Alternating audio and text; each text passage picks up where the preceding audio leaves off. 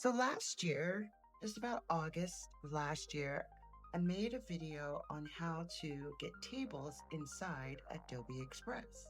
It was with a hack with Excel. You don't need that hack anymore. Now, what's really funny is that I made the same mistake with this video that I made with the first one. Yes, I did the entire thing without recording it and didn't realize it wasn't recording until I was done and went to hit the stop button. So what you saw is the final product. You're seeing it once again in reverse, but not to worry. This time we're going to go through each single step. So the first thing that you're going to do is you're going to click on charts and grids. That's where you're going to find tables. You can pick any one of them because you're able to fully customize it. So the first thing I'm going to do is just highlight this row here, and using the color select tool, you're going to get the little pin drop there, eyedropper, and we want this color to match the theme of the image, and that's in that gray color.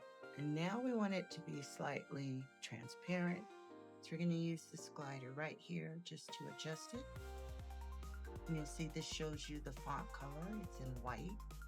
So now we're going to type in our headers. We've got scent and essence. And this table has 4 rows. We don't need all 4 rows. So we're just going to customize our 2. We're going to pick our font.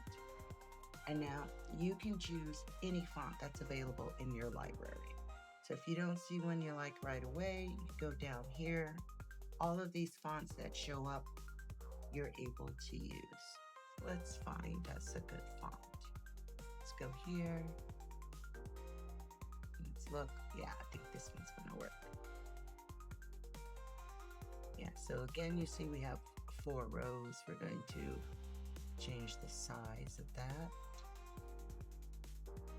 Okay, and now we are going to delete the extra columns that we don't need. Just using that right click right there. Now see, that's the final. So now we're gonna line up the size. I'm gonna highlight here and adjust these. Now I wish that when you highlight it, that it would adjust every row. Wouldn't that be amazing?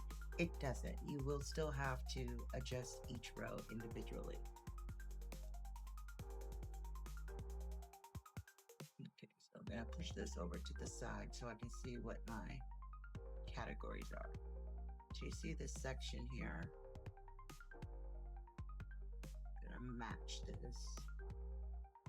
You can customize the color for each column and row and the transparency or opacity of the colors that you've selected. So I am going to do a little trick here, and I'm just gonna copy and paste. And what's great about copy and pasting here is it'll bring the formatting and everything. No, I ain't it. Okay, I'm just gonna play around with these rows a little bit and get them the right height and size. Again, if you were able to select them all and adjust, then you can make sure they were symmetrical. But this works pretty well. Okay, now we have our new table. And what we're gonna do is gonna move the old one out the way. Let's just get rid of it. You don't need it.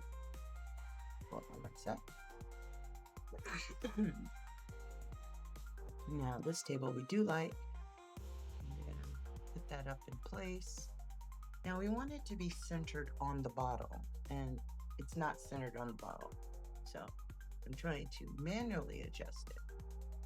That's one way. Let's increase these rows here so I can make it just a little smaller. Because we don't want it to wrap over into 2 lines. So what we'll do is we're just going to take the font down just 1 point. There we go. And that works just fine. Okay. Let's see. So to get this truly centered, we're going to select the bottle and our table while holding down the Shift key and click center. Now notice how that went more to the left. It's not center. It's most likely the frame box that's on the bottom. So let's tighten that up because that is what it uses when it aligns. Now we're going to hold Shift and select our table again. Perfect. Now when we say center, it actually puts it in the center on the bottom. But that's it. Now I'm just going to play around because I want that scent to pop just a little bit.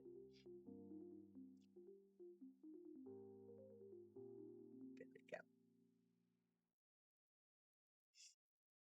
You no longer have to import your tables from Excel. You don't have to do any copy and pasting. You're able to do it directly inside Adobe Express. You can use it in any file project. I love it. I think it's great. Go give it a try.